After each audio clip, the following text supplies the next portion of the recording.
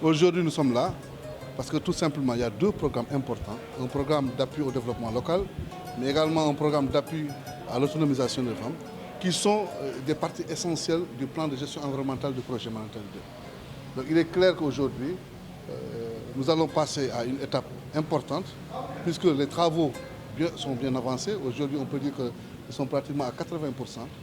Et pour être sûr de réaliser ces deux programmes que je viens de mentionner, dans les délais, il était important de venir rencontrer les autorités pour qu'ensemble on réfléchisse.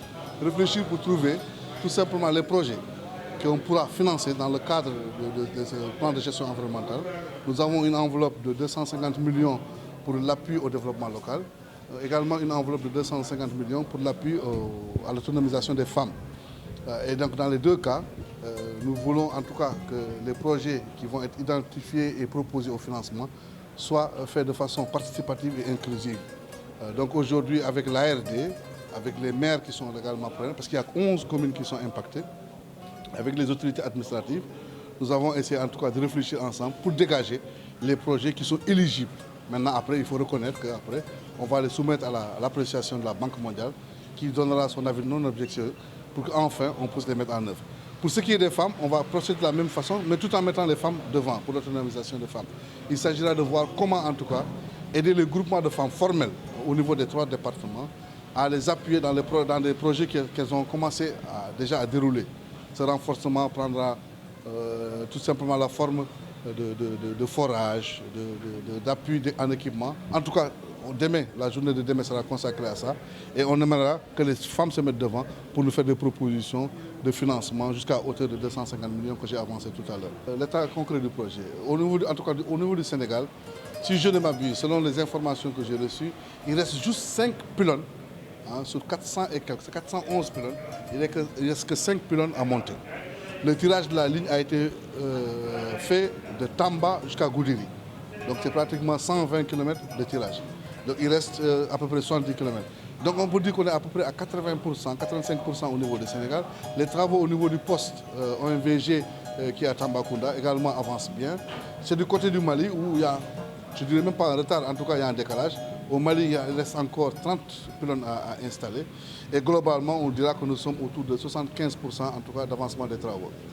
Maintenant, au-delà de ces travaux, il y a également des conventions qui ont été signées, et particulièrement une convention avec les eaux et forêts, aussi bien du Mali et du Sénégal.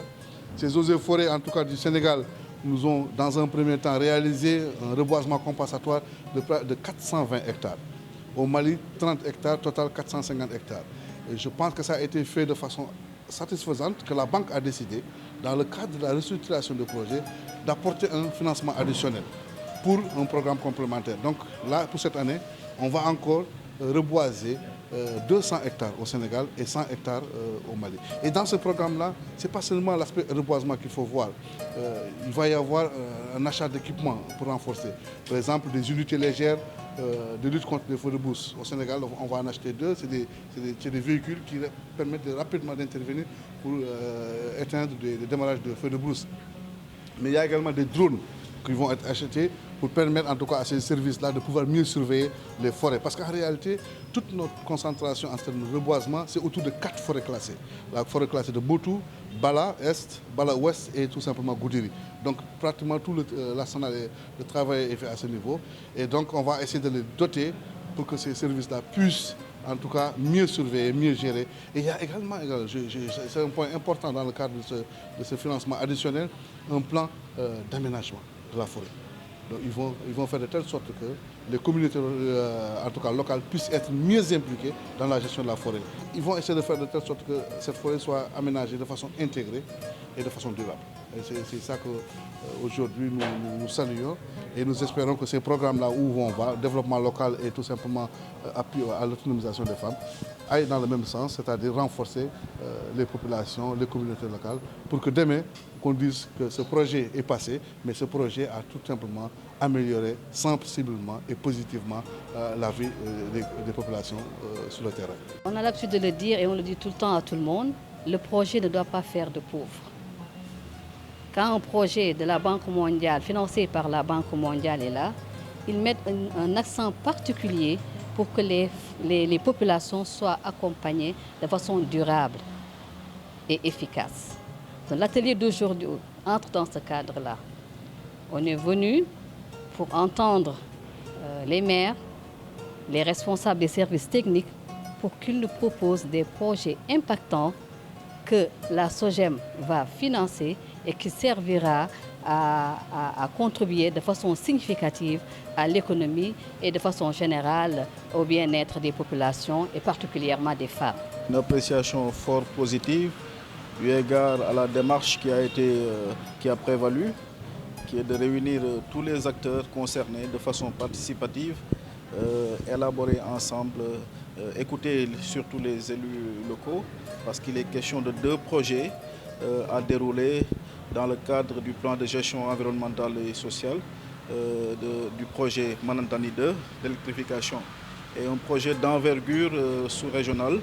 Et donc pour la démarche qui a été véritablement une démarche participative, appuyée dans le cadre de ces 2 projets d'envergure, le développement local d'une part, de façon collégiale, écouter les maires dans leurs projets d'envergure qui impactent le devenir des populations, surtout par rapport aux zones impactées par le projet. Donc l'autre programme d'envergure, c'est dans le cadre de l'appui à l'autonomisation des femmes des zones impactées par le projet. Donc autant de satisfaction eu égard à la démarche surtout et eu égard à l'apport que peut apporter fondamentalement ces projets dans le bien-être de ces populations. Je suis membre du CLC. Le CLC, c'est l'organe local qui aide la population à mieux se sentir dans le projet. Donc en défendant les intérêts de la population, particulièrement les personnes qui sont affectées et les personnes impactées par le projet. Donc ce que nous pouvons dire, le sentiment personnel que j'ai eu à travers la gestion de ces problèmes, c'est qu'au niveau local, à Bakel, nous avons un sentiment positif. Parce que les personnes impactées, les personnes affectées ont reçu tout ce dont le projet avait consenti à faire pour elles. Donc les réclamations, il n'y en a pas. Au niveau local également, les zones qui ont été impactées, il y a une réparation. Donc nous pouvons dire d'emblée que le projet a eu un effet bénéfique pour la population parce que les effets qui ont été notés sur le terrain ont été corrigés. Les personnes qui ont été impactées ont été indemnisées. Donc ce qui fait qu'à ce jour, à ce niveau, il n'y a pas eu de problème. C'est un projet qui traverse la commune de Tambacounda, précisément au niveau des quartiers de Djamwili et de Sariguelen. Alors c'est un projet d'abord qui a été bien mené surtout au niveau des impactés. En tout cas, il y a eu plusieurs sessions auxquelles donc, la commune a été associée. Donc on a bien mené en tout cas les procédures jusqu'à l'indemnisation des personnes impactées. Donc sur ce plan, vraiment, nous saluons les autorités du projet Manantani 2. Je peux dire que mes attentes sont très fortes parce que d'abord, déjà on a vu avec d'abord ce qui s'est passé par rapport aux évaluations des impasses.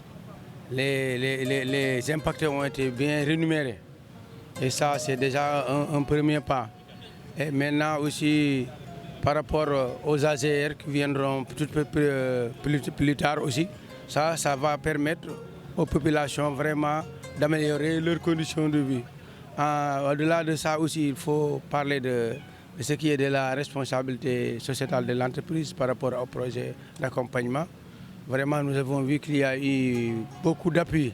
Par exemple, si je donne l'exemple de l'école de Botou, vraiment qui était d'abord près de la route et qui n'était pas bien protégée. Les enfants couraient des risques, en n'ont pas beaucoup de risques. Mais aujourd'hui, vraiment, c'est une école vraiment qui est vraiment un bijou pour nous. Le village a été impacté, ou bien la commune, il y a trois villages ou 4 villages qui sont impactés, où il y a les pylônes, le dégradement de la végétation.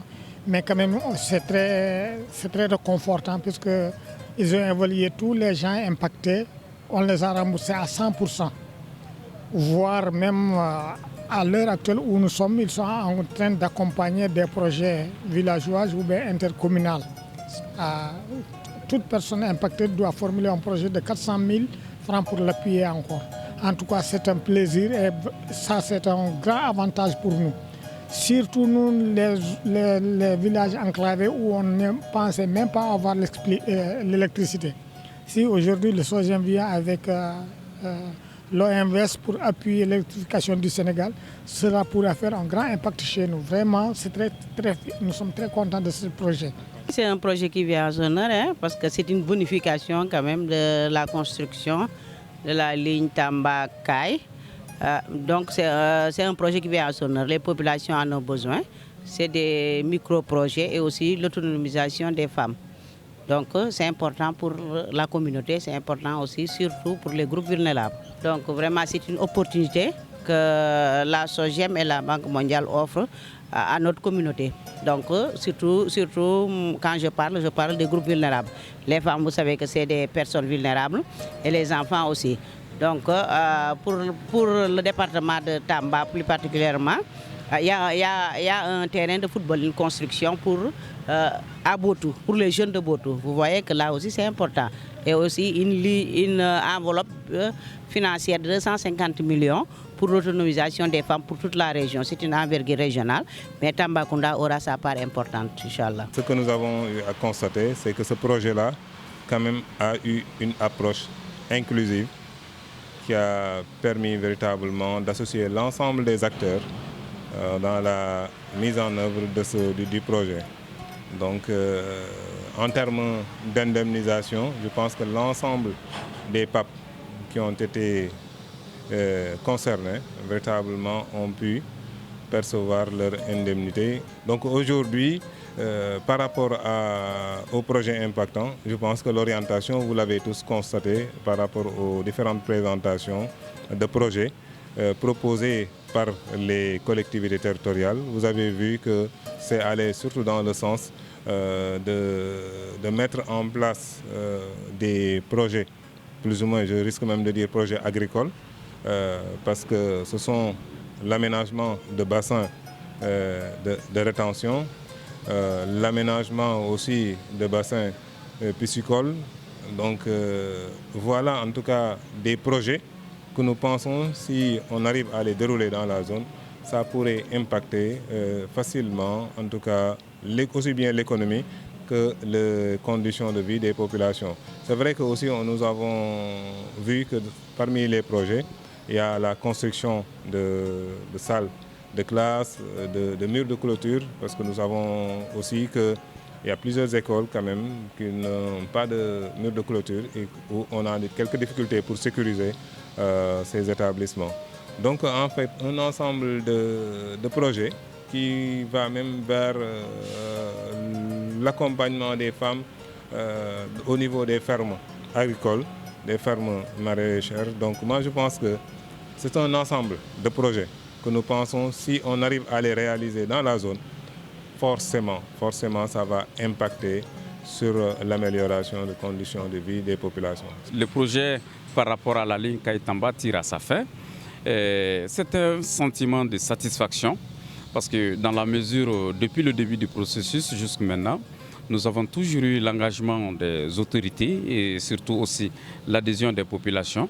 C'est pourquoi, comme vous le savez, au niveau de la Banque mondiale, quand il y a des projets d'envergure, alors la banque fait tout et les États font tout pour mettre les populations à l'aise, essayer de relever le niveau de vie des populations à tous les niveaux où le projet passe. Depuis le par rapport, je parle du plan de réinstallation des populations, il y a eu les indemnisations des gens affectés par le projet. Après ça, il y aura aussi un autre aspect qui prendra en charge les différents impactés. Et en troisième position, je vois aussi qu'il y a le projet d'appui au programme de développement local et aussi le projet d'appui à l'autonomisation des femmes. Cela est un aspect très très réconfortant dans la mesure où c'est toujours nos populations qui bénéficient de ces avantages. C'est ce que je vous dis, ça rentre vraiment dans le niveau de rehaussement de la vie des populations affectées par les projets. Donc c'est vraiment un sentiment de satisfaction pour moi que le projet physiquement aille déjà jusqu'à 75% et que les autres aspects qui concernent l'environnement et le social sont en train de se dérouler correctement suivant le planning.